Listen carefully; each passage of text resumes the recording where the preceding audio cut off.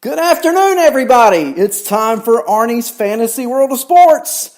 And here we go. Well, I tell you what, I don't know if you guys were watching the games last night or not, but there are two games we got to talk about before we get started with the rest of what we got to talk about today, which is a lot of material. All right. So last night in Baltimore, the Baltimore Orioles were leading the Yankees midway through the game 6-1. The Yankees looked dead in the water. Andrew Kashner was on a roll. Boy, he's pitched really well this year for a last place team. I mean, he really has. And then we get to Michael Givens and the later innings. And guess who came up to bat? It had to be Gary Sanchez. So the Yankees have first and third, two out, and here's Gary Sanchez. The 1-1. Swung on, drilled to deep right. It is high, it is far, it is gone. It's a three-run home run for the Santino. A two-out, ninth inning, three-run blast. Oh, that Gary is scary. His 13th home run of the year and his 7th against the Baltimore Orioles. How about that? Sanchez, three-run homer in the ninth. The Yankees go on to win 10-7 against the Orioles. What a game. What a comeback by the Yankees. And so after that, there was only one thing left to say, really. VR has 5 homers and 19 RBIs. So you make a mistake, he can hit it out. Anyone can hit it out in left field here. Now the 0-2. Struck him out swinging. Fastball. Ball game over. Yankees win. Yankees win. And with that save by Aroldis Chapman, the Yankees now have a one-game lead in the American League East over the Toronto Blue Jays. Has there been a hotter team in the last month than the Yankees? The answer is no. They have won 21 of their last 28 ball games. And, I mean, of course, I know they're playing the Orioles last night, but they were still down 6-1. And to come back and win that kind of ball game, wow, what an exciting game it was. There was one, though, almost as exciting, if not more exciting. Is it possible? Yeah, it's possible. If we go to Chicago, the Cubs and Phillies were tied at 4, and they were in extra innings when Real Muto stepped to the plate. 1-2 to Real Muto. That one's hit well out to left center field. Going back on it is Schwarber toward the wall. Gone! Home run, Real Muto of the 6th home run of the year, and it's time to celebrate. You're wearing red in the bleachers. He said, JT up top. Now, Ryan, you hang it, JT will bang it. My goodness, he been clutch the last couple days, partner. 2-run pitch hit home run yesterday. 2 outs, 2 strikes on here. And the Phillies go on and win in 10 innings against the Cubs 5-4. And so the Phillies remain atop the American League East. Welcome, everybody, to Arnie's Fantasy World of Sports. It's Tuesday, and we have got a lot of ground to go over today. I hope everyone has got the chat room doors wide open, got some questions, maybe some calls. If you want to call in, I will put you on the air, 919-922-9093, and we'll talk about whatever it is you want to talk about in fantasy baseball. But until I get that call, I got a lot of material to go over.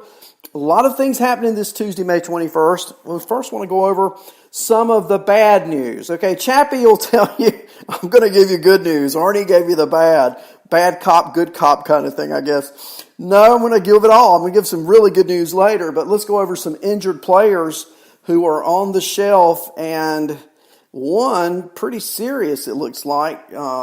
Just a few minutes ago, I've got some information on a shortstop that everybody probably has owned in almost every league. So, first of all, earlier today, let's see, D. Gordon and Ryan Healy are going on the IL in Seattle. Okay, Healy's got a lower back problem. Shed Long is coming back up. Let's see, Ohtani has a right ring finger injury. It's not perceived to be very serious. Jeremy Hellickson placed on the IL. How about Cespedes? for the Mets. He's on a ranch, right? Hadn't played baseball all year. He's on a ranch, and he has some kind of injury, and he fractures his ankle. So on top of everything else, now Yoenis Cespedes has an injured ankle, and so out for just a little while longer. I'm telling you, what a bad luck situation that is in New York. But of serious note, I want to talk about Andrelton Simmons and the impact this injury could have on fantasy, okay? This is a press release from the media information desk of the Anaheim Angels. It says for immediate release. I printed it off. I'm going to just read it to you. Anaheim, California, Angels general manager Billy Epler released the following statements regarding Angels infielder Andrelton Simmons and designated hitter Shohei Ohtani.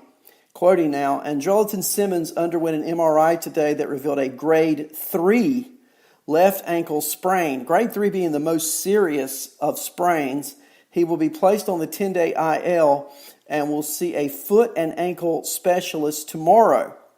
We will update with our findings at a more appropriate time. Luis Rengifo will be recalled from Salt Lake to replace Simmons.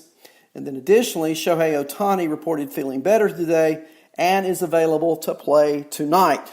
So for fantasy owners, Shohei Ohtani should be back in your lineups, but not so with Andrelton Simmons, the shortstop. It looks like he's going to be out for an extended period of time. Now, I did do a little homework on Luis Rengifo, the shortstop. He had been up earlier in the year, and Rengifo did not perform that well, really, at the major league level. He hit 147 at an earlier call-up, but in doing a little research on him, he was playing with the Salt Lake Bees at AAA.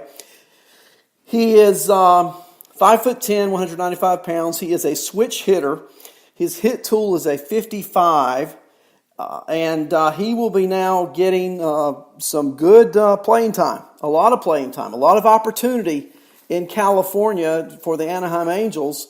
So keep your eye on Rengifo and see how we'll look for further updates on Andrelton Simmons in the days to come. Some lineup or other injury notes of a more positive nature. And if you can hear me, let me know how sound is, because I'm not getting any feedback on my sound. Of a positive note, Altuve took batting practice today and seems to be doing well. They expect him back possibly this weekend. Andrew Haney threw a minor league game yesterday. 4 1/3, struck out 10 batters. It's expected he will be back for a start this coming weekend. And so that's sort of an update on injuries. Now, there are a lot of players out tonight, so if you're setting your lineups, they probably set in about 2 minutes.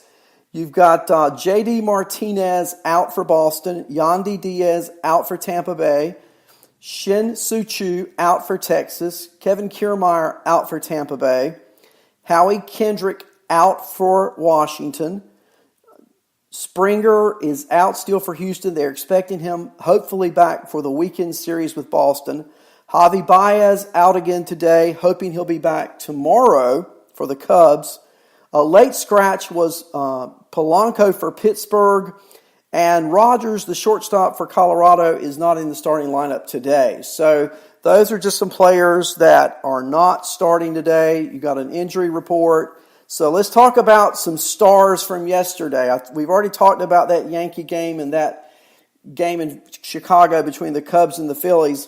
But last night there were some really good performances, and I want to touch on those and the impact they have in fantasy. How about Mike Soroka? You know, I've got this man crush. I had a really special person contact me and say, "You must have this man crush on Mike Soroka." Well, I do. He's the only one that I get on here and sing about, right? Mike Soroka. Last night in San Fran, 8 innings pitched, 6 perfect innings, the first 6 innings. Broken up by a Brandon Crawford home run. He only gave up 2 hits, that 1 run on Crawford's home run.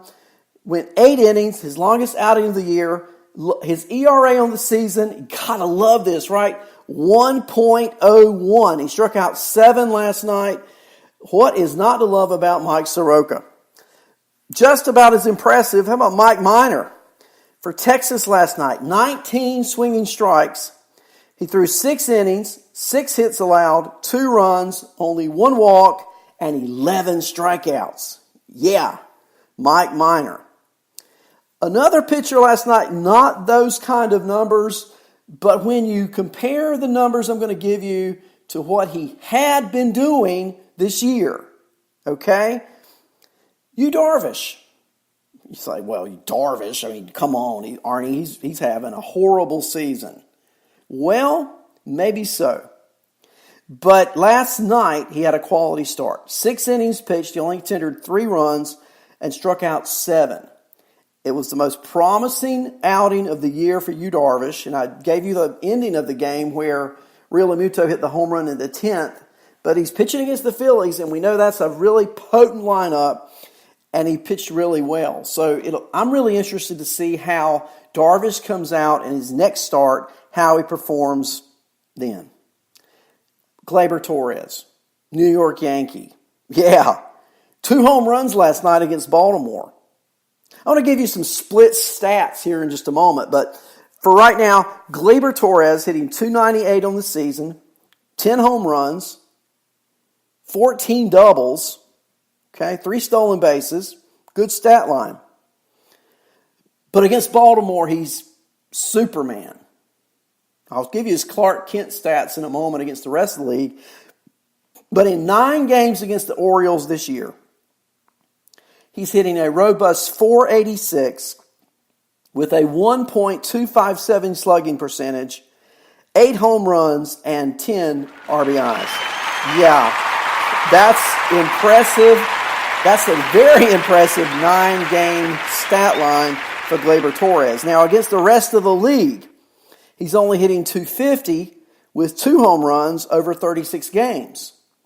So he becomes Clark Kent against everyone else. And so I'm just throwing this out there.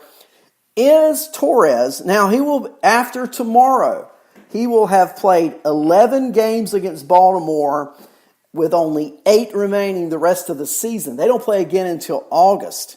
So the question would be, is this a good time to trade? Or is this a good time to still hold on to Gleyber Torres?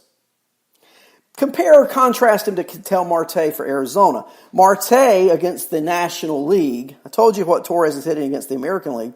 But against the National League, Ketel Marte, second base, shortstop, outfield eligible, is hitting .259. He scored 24 runs, 31 RBIs, 3 stolen bases, and he's outfield, shortstop, second base eligible. So who'd you rather have? Would you rather have Torres or would you rather have Marte? Or is it so close to call you can't make a call? And I tender it may be the latter. But I'm just giving you a point of comparison in looking at players, something to think about as we go forward. Let's take a look at the standings for just a moment. In the American League, as I told you, the Yankees lead the East at 29-17, a 1-game lead over Tampa Bay. Tampa Bay 27-17, and over their last 10, Tampa Bay is 5-5. Boston 25-22. 4.5 games behind the Yankees. They are have won 7 games out of their last 10 and 2 in a row. Boston won 12-2 last night against Toronto, and those guys are smoking it. I'm telling you. Toronto 19-28, 10.5 games behind the Yankees, and Baltimore 15-32, 14.5 games, and losers of 3 in a row. In the Central Division, and the gap just seems to get bigger.